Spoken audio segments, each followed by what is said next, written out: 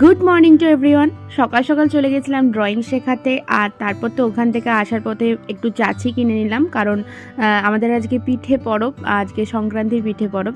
বাড়িতে আসার পরে কয়েকটা নারকেল ফাটিয়ে নিলাম, কারণ এগুলো দিয়ে একটু পরেই তৈরি হয়ে যাবে নারকেল সন্দেশ পুর হিসেবে। আর আমি জলটাও কিন্তু নারকেল থেকে বের করে খেয়ে নিয়েছি, এটা বেশ ভালো লাগে। তো এদিকে নারকেল সন্দেশও রেডি করলাম, তারপর তো একটু রান্না বান্নাও করছিলাম। মায়ের শরীরটা বিশেষ ভালো নেই, তাই জন্য মাকে বললাম তুমি সও, আর মাকে একটা ওআরএসও খাইয়ে দিলাম, মানে সকাল থেকে বমি করছিল। তারপর এদিকে ডাল ভাত মাছ ভাজা এইসব দিয়ে আজকে লাঞ্চটা করেছিলাম।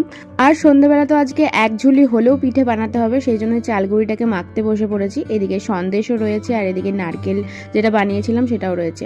তো প্রথমে ওটাকে গরম জল দিয়ে মেখে নিলাম। মা আমাকে যেভাবে যেভাবে বললো আমি সেভাবেই করছি, আর বাপিও আমাকে কিন্তু হেল্প করেছে।